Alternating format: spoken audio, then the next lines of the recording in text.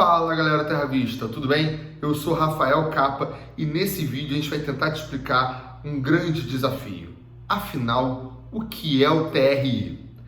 Pois é, a teoria de resposta ao item é o sistema utilizado pelo Enem, o principal vestibular do país.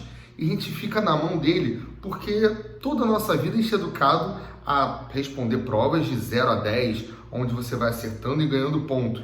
E aí depois aparece no principal vestibular do país, você tem um sistema que mede um comportamento que, de repente, se eu acertar o mesmo número de questões que o meu colega, posso tirar mais ou menos. Como é que isso funciona?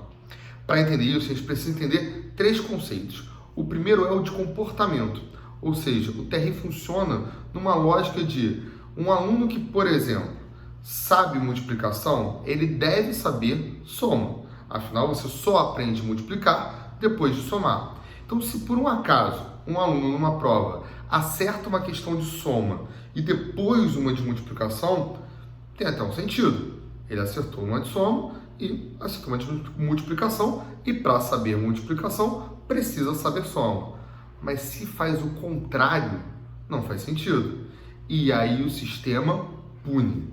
Ou seja, quando um aluno ele tem uma determinada habilidade que precisa de uma outra, mas numa outra questão ele não consegue acertar essa habilidade, ele perde um pouco do peso da questão que ele acertou.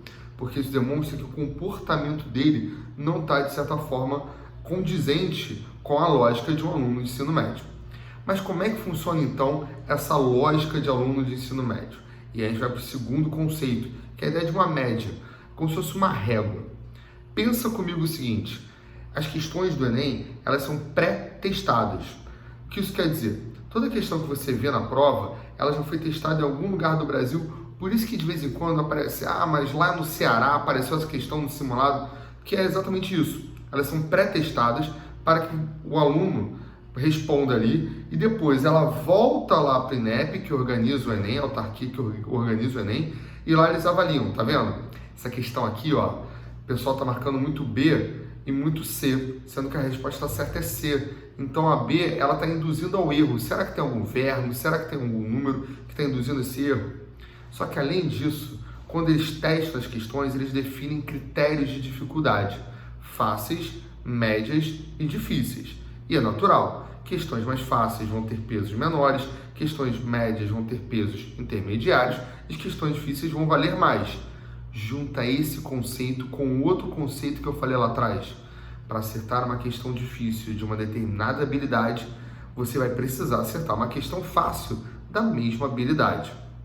E aí você consegue criar uma régua nessa prova que tem as habilidades e tem as dificuldades, por assim dizer. Vimos comportamento, vimos a ideia de uma régua com fácil, médio e difícil, e agora vamos para a realidade.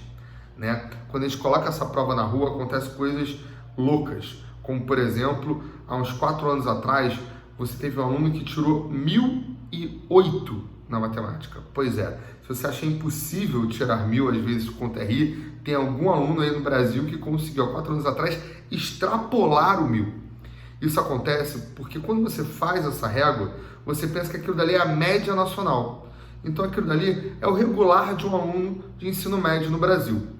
E aí, quanto mais você se afasta de 500 pontos, por assim dizer, da média, da régua, mais você vai se afastando, quer dizer que você tem mais distância de conhecimento e de habilidade do resto do Brasil.